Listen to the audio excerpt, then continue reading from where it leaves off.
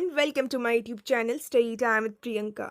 So today in this video we are going to discuss some most important multiple choice questions from your 5th chapter of class 12 history book, which is Through the Eyes of Travelers, along with some previous year multiple choice questions. So इस video में हम लोग इस chapter के लगभग 50 important multiple choice questions को discuss करने वाले हैं, जो कि आपके एग्जाम पॉइंट ऑफ व्यू से बहुत ही ज़्यादा इंपॉर्टेंट है एंड मैक्सिमम पॉसिबिलिटी है कि आप लोगों के बोर्ड एग्जामिनेशन में एंड सीयूईटी एग्जामिनेशन में इन्हीं सारे क्वेश्चंस में से क्वेश्चन पूछा जा सकता है. So please it's a request कि वीडियो के एंड तक ज़रूर देखिएगा. एंड इस चैप्टर के अलावा अगर आपको अपने क्लास 12 हिस्ट्री के किसी भी दूसरे चैप्टर के ऐसे ही इंपॉर्टेंट मल्टीपल चॉइस क्वेश्चन वाला वीडियो देखना है, then please check out my description box में आपको प्लेलिस्ट का लिंक मिल जाएगा. एंड अगर आपको इस चैप्टर का डिटेल एक्सप्लेनेशन वीडियो या फिर वन शॉट एक्सप्लेनेशन वीडियो देखना है फॉर योर रिविजन पर्पस, या फिर इस चैप्टर का इंपॉर्टेंट क्वेश्चन आंसर वाला वीडियो देखना है, देन सारी वीडियोस का लिंक आपको मेरे डिस्क्रिप्शन बॉक्स में मिल जाएगा. सो प्लीज़ एक बार डिस्क्रिप्शन बॉक्स को भी ज़रूर चेक कर लीजिएगा. So now without further delay हम लोग क्वेश्चंस को डिस्कस करना स्टार्ट करते हैं. सो स्टार्टिंग में हम लोग कुछ important previous year multiple choice questions को डिस्कस करते हैं. सो हमारा फर्स्ट क्वेश्चन है, which of the following countries did Marco Polo belong. So इनमें से कौन से कंट्री से मार्को पोलो बिलोंग करते हैं. सो इस क्वेश्चन का राइट आंसर हो जाएगा option number A, which is Italy. Now next question is question number 2, read the following statement. So यहाँ पे 4 स्टेटमेंट गिवन है. सो इन सारी स्टेटमेंट को पढ़ने के बाद हमें करेक्ट ऑप्शन को चूज करना है. सो हमारा पहला स्टेटमेंट है, Bernier's description influence western theories from the 15th century onwards. यानी कि बर्नियर ने अपना जो डिस्क्रिप्शन लिखा था, अपना जो अकाउंट लिखा था, सो उसने वेस्टर्न थ्योरिस्ट को बहुत ही ज़्यादा इन्फ्लुएंस किया था 15th सेंचुरी के बाद से. हमारा दूसरा स्टेटमेंट है, Montesquieu use this account to develop the idea of oriental despotism. So Montesquieu ने बर्नियर के इस अकाउंट का इस्तेमाल किया था अपना ओरिएंटल डिस्पोटिज्म की आइडिया को डेवलप करने के लिए. Third statement is, Bernier's idea was developed as the Asiatic mode of production by Karl Marx. So Karl Marx के द्वारा बर्नियर के आइडिया का इस्तेमाल किया गया था अपने एशियाटिक मोड ऑफ प्रोडक्शन के आइडिया को डेवलप करने के लिए. एंड हमारा फोर्थ स्टेटमेंट है, according to Bernier the Mughal imperial code presided over village communities. यानी कि बर्नियर के अकॉर्डिंग मुगल इंपीरियल कोड ही विलेज कम्युनिटीज को प्रिसाइड करता था. सो इस क्वेश्चन का राइट आंसर हो जाएगा option number B, which is 2, 3 and 4. यानी कि हमारा second statement, third statement and fourth statement बिल्कुल सही है, बट हमारा जो फर्स्ट स्टेटमेंट है वो गलत है. सो फर्स्ट स्टेटमेंट में यहाँ पे हमें गलती देखने को मिलता है. सो बर्नियर का जो डिस्क्रिप्शन था उसने वेस्टर्न थ्योरिस्ट को इन्फ्लुएंस तो किया, बट 15th सेंचुरी के बाद से नहीं बल्कि 18th सेंचुरी के बाद से. सो इसी वजह से हमारा जो पहला स्टेटमेंट है वो गलत हो जाएगा. सो इस क्वेश्चन का राइट आंसर हो जाएगा option number B. Now next question is question number 3, which of the following pairs is correctly match. So यहाँ पे आप देख सकते हैं कि एक तरफ कुछ ट्रैवलर्स का नाम गिवन है एंड दूसरी तरफ कुछ जगहों का नाम गिवन है जहाँ से ये लोग बिलोंग करते हैं. सो इनमें से 3 जो पेयर है वो रॉन्ग है एंड इनमें से सिर्फ और सिर्फ एक ही ऐसा पेयर है जो कि करेक्टली मैच है. सो आपको उस करेक्टली मैच पेयर को आइडेंटिफाई करना है. सो इसका राइट आंसर हो जाएगा option number B, which is Francois Bernier, जो कि एक फ्रेंचमैन थे, वो फ्रांस से ही बिलोंग करते थे. बाकी ये जो तीनों ही पेयर है ये इनकरेक्टली मैच है. बट एक बार मैं आप लोगों को करेक्ट आंसर भी बता देती हूँ कि ये तीनों ही ट्रैवलर आखिर कौन से कंट्री से बिलोंग करते थे, ताकि अगर क्वेश्चन घुमा फिरा के भी पूछा जाए तब भी आप आंसर कर पाओ. सो पहला है इब्न बतूता. सो वो एक मोरेकन ट्रैवलर थे, वो मोरेको से बिलोंग करते थे. दूसरा है दुआर्ते बारबोसा. सो वो एक पोर्तुगीज ट्रैवलर थे, वो पोर्तुगल से बिलोंग करते थे. एंड तीसरा है मैनोकी. सो वो एक इटालियन ट्रैवलर थे, वो इटली से बिलोंग करते थे. सो बोर्ड एग्जाम में इस तरीके से भी मल्टीपल चॉइस क्वेश्चंस पूछा जाता है. सो आप लोगों को मल्टीपल चॉइस क्वेश्चंस को बहुत ही अच्छी तरीके से प्रिपेयर करना है. ना हमारा नेक्स्ट क्वेश्चन है question number 4, 2 statements as assertion and reason are given below. Read them carefully and answer the questions that follow. So ये एक assertion and reasoning type question है. So assertion में एक statement दिया गया है. So the statement is, Francois Bernier has called the Mughal king as the king of barbarians. So Francois Bernier के द्वारा मुगल किंग को डिस्क्राइब किया गया है कि वो बारबेरियंस के किंग है. एंड इसका रीजन है crown ownership of land was its reason. So इस क्वेश्चन का राइट आंसर हो जाएगा option number A, which is both assertion and reason are correct and R is the correct explanation of A, यानी कि assertion. यानी कि assertion भी सही है. सच में फ्रांकोइस बर्नियर ने मुगल किंग को किंग ऑफ बारबेरियंस कहा है एंड इसका रीजन भी करेक्ट है. फ्रांकोइस बर्नियर ने मुगल किंग को किंग ऑफ बारबेरियंस इसीलिए कहा है क्योंकि मुगल किंग का हमें क्राउन ओनरशिप देखने को मिलता है लैंड के ऊपर. सो इसी रीजन की वजह से फ्रांकोइस बर्नियर के द्वारा ये कहा गया था. सो इसी वजह से इस क्वेश्चन का राइट आंसर हो जाएगा ऑप्शन नंबर ए. नाउ हमारा नेक्स्ट क्वेश्चन है question number 5, which of the following statement is not true regarding Ibn Battuta. So इनमें से कौन सा स्टेटमेंट है जो कि इब्न बतूता के रिगार्डिंग ट्रू नहीं है। सो क्वेश्चन नंबर 5 का राइट आंसर हो जाएगा option number B, which is his book of travels is known as Badshahnama. So Ibn Battuta के रिगार्डिंग ये जो स्टेटमेंट है ये बिल्कुल गलत है, क्योंकि इब्न बतूता के द्वारा जिस बुक को लिखा गया था सो उस बुक का टाइटल है रहला। एंड इस स्टेटमेंट के अलावा बाकी जितने भी स्टेटमेंट है वो बिल्कुल करेक्ट है इब्न बतूता के रिगार्डिंग में। ना हमारा नेक्स्ट क्वेश्चन है question number 6, which of the following statement regarding Francois Bernier are correct.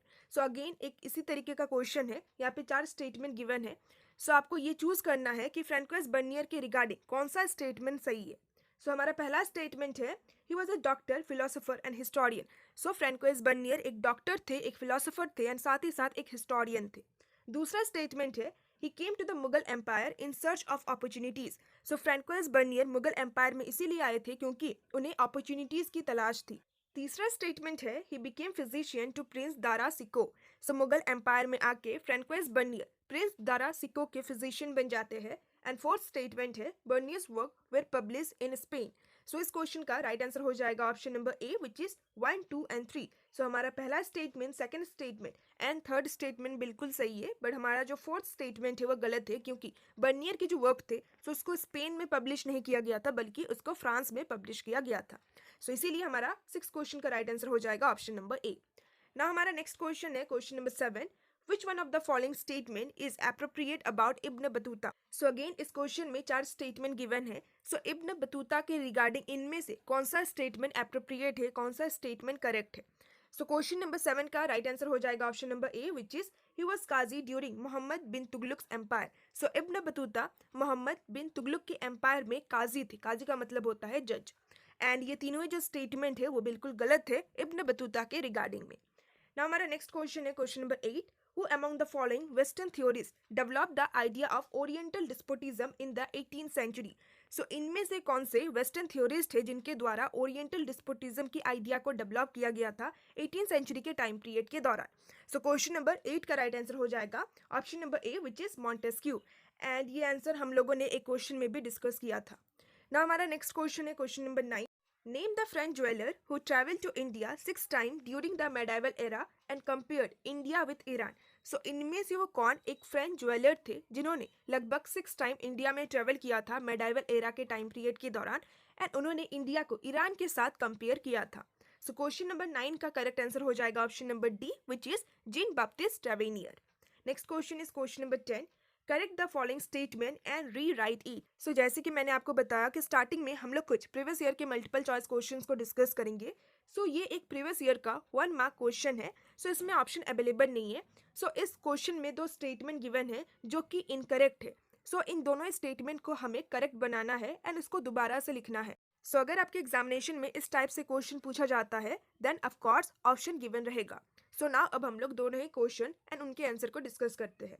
सो हमारा पहला स्टेटमेंट है, Al Biruni was from Tangier and written the Kitab ul Hind in Arabic language. यानी कि अल बिरूनी तंगेर से बिलोंग करते थे एंड उनके द्वारा किताब उल हिंद को अरबिक लैंग्वेज में लिखा गया था। सो एज आई सेड कि हमारा जो स्टेटमेंट है वो इनकरेक्ट है, इसको हमें करेक्ट बनाना है। सो अल बिरूनी तंगेर से नहीं बिलोंग करते थे बल्कि अल बिरूनी ख्वारिज्म से बिलोंग करते थे, जो कि प्रेजेंट डे उज़्बेकिस्तान में है। सो यहाँ पे आपको ख्वारिज्म लिखना है ना। हमारा दूसरा स्टेटमेंट है, Muhammad bin Tughlaq was impressed by the scholarship of Ibn Juzayy and appointed him as the Qazi of Delhi. So ये स्टेटमेंट भी इनकरेक्ट है because of Ibn Juzayy. So Muhammad bin Tughlaq Ibn Juzayy नहीं बल्कि इब्न बतूता के स्कॉलरशिप से बहुत ही ज़्यादा इम्प्रेस हुए थे एंड उन्होंने इब्न बतूता को दिल्ली के काजी के रूप में यानी कि जज के रूप में अपॉइंट किया था। सो विद दिस क्वेश्चन नंबर 10 भी कंप्लीट होता है। ना हमारा नेक्स्ट क्वेश्चन है क्वेश्चन नंबर 11, जो कि एक match the following type question है। सो लिस्ट 1 में कुछ ट्रैवलर्स का नाम गिवन है एंड लिस्ट 2 में ये सारे ही ट्रैवलर्स कौन से कंट्रीज से बिलोंग करते थे। सो उन सारी कंट्रीज का नाम गिवन है। सो आप लोगों को उन सारे ट्रैवलर को उनके करेक्ट कंट्रीज के साथ मैच करना है। सो पहला है मनोकी। सो इसको आपको बी के साथ मैच करना है which is Italy. So Manucci Italy से बिलोंग करते थे। दूसरा है Jean Baptiste Tavernier. So Jean Baptiste Tavernier को आपको फ्रांस के साथ मैच करना है। तीसरा है दुआर्ते बारबोसा। सो इसको आपको पोर्तुगीज के साथ मैच करना है। एंड फोर्थ है अब्दुल रजाक। सो इसको आपको समरकंद के साथ मैच करना है। सो मनोकी इटली से बिलोंग करते थे। जीन बैप्टिस्ट ट्रेवेनियर फ्रांस से बिलोंग करते थे। दुआर्ते बारबोसा पोर्तुगल से बिलोंग करते थे एंड वो एक पोर्तुगीज ट्रैवलर थे एंड अब्दुल रजाक समरकंद से बिलोंग करते थे। सो आप लोगों के बोर्ड एग्जामिनेशन में इस तरीके से match the following type question जरूर पूछा जा सकता है, खासकर इस चैप्टर में से, क्योंकि इस चैप्टर में ऐसे काफी सारे ट्रैवलर्स का नाम गिवन है एंड कौन से कंट्री से वो लोग बिलोंग करते थे। सो ये एक बहुत ही इंपॉर्टेंट क्वेश्चन है। आप लोगों के एग्जामिनेशन में इस चैप्टर से match the following type question जरूर पूछा जा सकता है। सो प्लीज सारे ट्रैवलर्स का उनके करेक्ट कंट्रीज के साथ नाम आप लोग याद कर लीजिएगा। ना हमारा नेक्स्ट क्वेश्चन है question number 12। Ibn Battuta found Indian cities full of exciting opportunities. Identify the appropriate reason from the following option. So Ibn Battuta जब इंडिया आए थे सो उन्होंने इंडियन सिटीज़ में काफ़ी सारे एक्साइटिंग अपॉर्चुनिटीज़ को देखा। सो इनमें से वो क्या रीज़न है जिस वजह से इब्न बतूता के द्वारा ये कहा गया है कि इंडियन सिटीज़ में काफ़ी सारी अपॉर्चुनिटीज़ है। सो क्वेश्चन नंबर 12 का करेक्ट आंसर हो जाएगा option number A, which is large population, बाजार एंड इफिशियंट कम्युनिकेशन। सो इन तीनों रीजंस की वजह से इंडियन सिटीज़ में काफ़ी सारे एक्साइटिंग अपॉर्चुनिटीज़ है। Next question is question number 13. Who among the following developed the concept of Asiatic mode of production? So इनमें से किस व्यक्ति के द्वारा एशियाटिक मोड ऑफ प्रोडक्शन के कॉन्सेप्ट को डेवलप किया गया था? सो क्वेश्चन नंबर 13 का करेक्ट आंसर हो जाएगा option number A, which is Karl Marx. Next question is question number 14, जो अगेन एक match the following type question है। सो कॉलम 1 में अगेन कुछ ट्रैवलर का नाम गिवन है एंड कॉलम 2 में कुछ कंट्रीज का नाम गिवन है।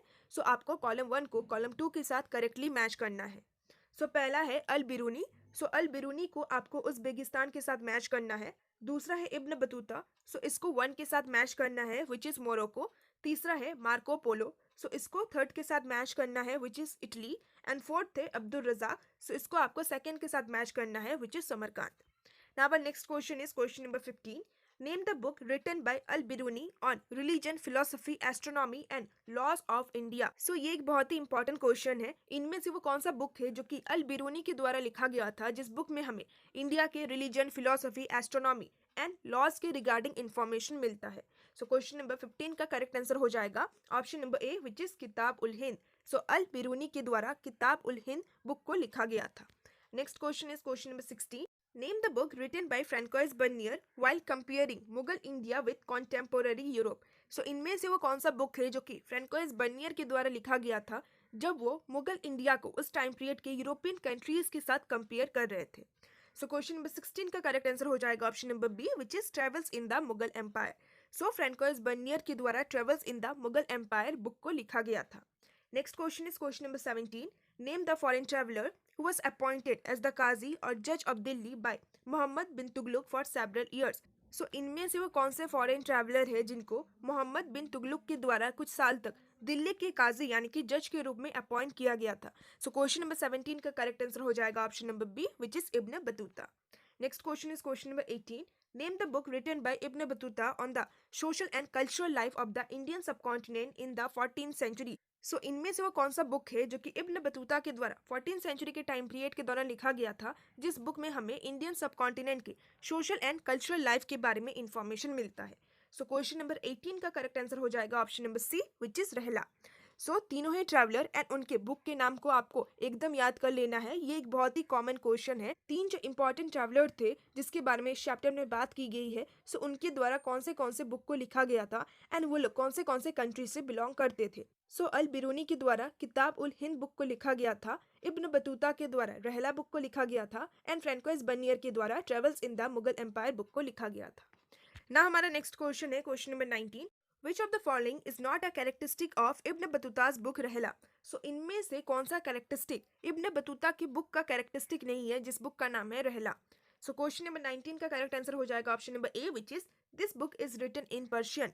सो इब्न बतूता का जो बुक था विच इज रहला, सो उसको पर्शियन लैंग्वेज में नहीं बल्कि अरेबिक लैंग्वेज में लिखा गया था। सो इसीलिए क्वेश्चन नंबर 19 का करेक्ट आंसर हो जाएगा ऑप्शन नंबर ए। एंड इसके अलावा बाकी जितने भी कैरेक्टरिस्टिक्स है सो वह रहला बुक के ही कैरेक्टरिस्टिक्स है। सो रहला बुक में हमें बहुत ही ज़्यादा इन्फॉर्मेशन मिलता है about the social and cultural life of Indian subcontinent. इसके अलावा इस बुक में हमें ऑथर के ट्रैवल एक्सपीरियंस के बारे में इंफॉर्मेशन मिलता है एंड ये बुक एक इंपॉर्टेंट सोर्स ऑफ नॉलेज है। Now next question is question number 20। Consider the following statement and select the correct from the following option. So यहाँ पे 3 स्टेटमेंट गिवन है। सो आप लोगों को ये आइडेंटिफाई करना है कि इन तीनों ही स्टेटमेंट में से कौन सा स्टेटमेंट करेक्ट है। सो पहला स्टेटमेंट है Francois Bernier was closely associated with the prince Dara Shikoh. दूसरा स्टेटमेंट है Bernier travel to several parts of the country and wrote account and third statement है he dedicated his major writing to the king of France and Aurangzeb. So question number 20 का correct answer हो जाएगा option number C which is 1 and 2. So पहला statement and दूसरा statement बिल्कुल सही है, but जो तीसरा स्टेटमेंट है वो गलत है, क्योंकि फ्रेंकोइस बर्नियर ने अपना ज़्यादातर जो राइटिंग था सो उसको किंग ऑफ फ्रांस को ही डेडिकेट किया था, औरंगजेब को नहीं. सो इसी वजह से हमारा जो तीसरा स्टेटमेंट है वो गलत हो जाएगा. सो क्वेश्चन नंबर 20 का करेक्ट आंसर हो जाएगा ऑप्शन नंबर सी. सो ये कुछ प्रीवियस ईयर के मल्टीपल चॉइस क्वेश्चंस थे. सो क्वेश्चंस को देखकर आप लोगों को बहुत ही अच्छी तरीके से पता लग गया होगा कि बोर्ड एग्जाम में किस तरीके से मल्टीपल चॉइस क्वेश्चंस को पूछा जाता है. सो स्टेटमेंट टाइप क्वेश्चन पूछा जा सकता है इस चैप्टर में से, या फिर match the following type question पूछा जा सकता है. सो आपको इसी तरीके से अपने मल्टीपल चॉइस क्वेश्चंस को प्रिपेयर करना है. सो नाउ अब हम लोग कुछ और इंपॉर्टेंट क्वेश्चंस को डिस्कस करते हैं from this chapter. Now our next question is question number 21. Complete the following with the correct option. So पहला है किताब उल हिंद जो कि अल बिरूनी के द्वारा लिखा गया था, एंड दूसरा है रहला. सो आपको करेक्ट ऑप्शन को चूज करना है कि रहला जो बुक है वो कौन से ट्रैवलर के द्वारा लिखा गया था. सो इसका राइट आंसर हो जाएगा option number D which is Ibn Battuta. Now next question is question number 22. Identify the name of the person from the information given below. So यहाँ पे 4 information given है. So इन सारे information को पढ़ने के बाद आपको उस person को identify करना है. So पहला information है he was born at Tangier in one of the most respectable and educated family. So इस person का जन्म तंगेर में हुआ था एक बहुत ही respectable and educated family में. दूसरा information है he considered experience gained through travel as a source of knowledge than books. सो इस पर्सन के द्वारा ये कंसिडर किया जाता है कि आप खुद ट्रैवल करके जिस एक्सपीरियंस को जिस नॉलेज को गेन करते हो सो वही मेन सोर्स ऑफ नॉलेज होता है रादर देन बुक्स. तीसरा इन्फॉर्मेशन है he had travel to Middle East and few trading ports on the coast of East Africa. So इस पर्सन के द्वारा मिडिल ईस्ट के काफ़ी सारे कंट्रीज में ट्रेवल किया गया था, और साथ ही साथ इस व्यक्ति के द्वारा ईस्ट अफ्रीका के कोस्ट के कुछ ट्रेडिंग पोर्ट्स में भी ट्रेवल किया गया था. एंड हमारा फोर्थ इन्फॉर्मेशन है he wrote a book name रहला. सो इस व्यक्ति के द्वारा रहला नामक बुक को लिखा गया था. सो लास्ट इन्फॉर्मेशन के द्वारा ही आपको पता चल गया होगा कि उस व्यक्ति का नाम क्या है. सो क्वेश्चन नंबर 22 का करेक्ट आंसर हो जाएगा option number A which is Ibn Battuta. So ये सारी जो इन्फॉर्मेशन है वो इब्न बतूता के ही रिगार्डिंग है. Now our next question is question number 23. To which king did Francois Bernier dedicate his major writing. So Francois Bernier ने अपने मेजर राइटिंग्स को इनमें से कौन से राजा को डेडिकेट किया था. सो क्वेश्चन नंबर 23 का राइट आंसर हो जाएगा option number B which is Louis 14 जो कि फ्रांस के राजा थे. Next question is question number 24. Given below are two statement given by a foreign traveller Ibn Battuta, one labelled as assertion and the other as reason. So इस question में 2 statement given है जो कि Ibn Battuta के द्वारा दिया गया था. सो पहला स्टेटमेंट हमारा असर्शन है एंड दूसरा स्टेटमेंट हमारा रीजन है. सो सबसे पहले हम लोग एजर्शन को पढ़ते हैं. So Indian cities were very prosperous, यानी कि इंडिया में जो सिटीज़ था वो बहुत ही ज़्यादा प्रोस्पेरियस था, बहुत ही ज़्यादा डेवलप था, बहुत ही ज़्यादा रिच था. एंड इसका रीज़न है Indian cities were densely populated, यानी कि इंडिया में जो सिटीज़ थे वो बहुत ही ज़्यादा पॉपुलेटेड थे. सो क्वेश्चन नंबर 24 का करेक्ट आंसर हो जाएगा option number A which is both A and R correct, and R is the correct explanation of A, यानी कि एजर्शन एंड रीज़न दोनों ही सही है, एंड रीज़न एजर्शन को करेक्टली एक्सप्लेन भी कर रहा है. Next question is question number 25. Which among the following was the chief barrier faced by Al-Biruni in India? सो इनमें से वो कौन सा एक बैरियर था, यानी कि एक रुकावट था जिसको अल बिरूनी ने इंडिया में फेस किया था जब वो इंडियन सबकॉन्टिनेंट को समझने की कोशिश कर रहे थे. सो क्वेश्चन नंबर 25 का करेक्ट आंसर हो जाएगा option number C which is both A and B, यानी कि language and religious practice. So India में जो इंडियन लैंग्वेज था एंड इंडिया में जो रिलीजियस प्रैक्टिस था, सो ये 2 ऐसे बैरियर थे, ऐसे 2 रुकावट थे जिसको अल बिरूनी को फेस करना पड़ा इंडियन सबकॉन्टिनेंट को समझने में. Next question is question number 26. Who said the subcontinent full of exciting opportunities? सो इनमें से कौन से ट्रैवलर के द्वारा ये कहा गया था कि इंडियन सबकॉन्टिनेंट में काफ़ी सारे एक्साइटिंग अपॉर्चुनिटीज़ है. सो क्वेश्चन नंबर 26 का करेक्ट आंसर हो जाएगा option number C which is Ibn Battuta. Next question is question number 27. According to Bernier one of the evil effect of the crown ownership of land was. So Bernier के according इनमें से कौन सा crown ownership of land का बहुत ही evil effect है. So question number 27 का correct answer हो जाएगा option number B which is 2 and 3. So हमारा जो सेकंड पॉइंट है which is absence of ownership of land to the farmers, and third point which is poor agriculture production. So ये दोनों ही crown ownership of land का evil effect है. Next question is question number 28. From whose account we do get the existence of efficient postal system. So इनमें से कौन से traveller के अकाउंट से हमें इंडिया में जो इफिशिएंट पोस्टल सिस्टम था सो उसकी एग्जिस्टेंस का एविडेंस मिलता है या फिर उसके एग्जिस्टेंस के बारे में हम लोग जान पाते हैं। सो क्वेश्चन नंबर 28 का राइट आंसर हो जाएगा option number B which is Ibn Battuta. Next question is question number 29। Al Biruni was born in 1973 in. So Al Biruni का जन्म 1973 में इनमें से कौन से जगह में हुआ था? सो इसका राइट आंसर हो जाएगा option number D which is Khwarizm. So Al Biruni का जन्म ख्वारिज़म में हुआ था जो कि प्रेजेंट डे उज़्बेकिस्तान में है। Next question is question number 30। The traveller whose account was compared with that of Marco Polo was। सो इनमें से वो कौन से ट्रैवलर है जिनके अकाउंट को मार्को पोलो के अकाउंट के साथ कंपेयर किया गया था? सो अगेन इस क्वेश्चन का राइट आंसर हो जाएगा option number B which is Ibn Battuta. Next question is question number 31। Where did Al Biruni develop an interest in India? So इनमें से कौन से जगह में अल बिरूनी का इंडियन सब कॉन्टिनेंट के ऊपर जो इंटरेस्ट था वो डेवलप हुआ?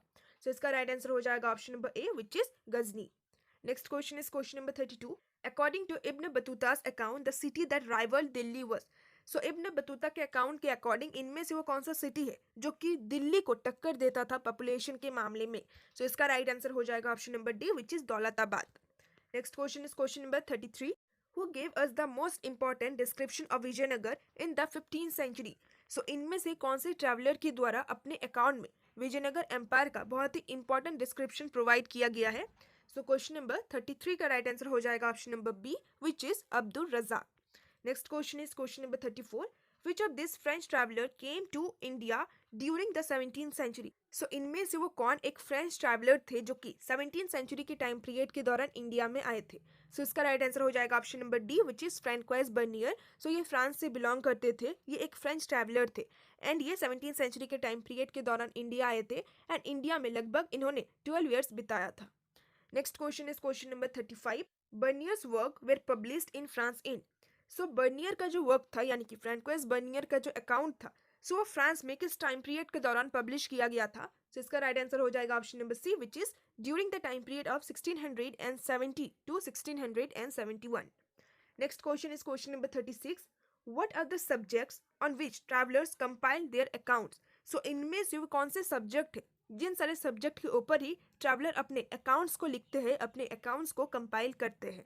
सो इसका राइट आंसर हो जाएगा option number D which is all of the above, यानी कि affairs of the court, religious issue, architecture. So ये सारे कुछ सब्जेक्ट है जिन सारे सब्जेक्ट के ऊपर ट्रैवलर्स फोकस करते हैं जब भी वो अपने अकाउंट्स को लिखते हैं। Now our next question is question number 37. The chief of the merchant community in urban centers was known as। So urban centre में मर्चेंट कम्युनिटी के चीफ को क्या कहा जाता है?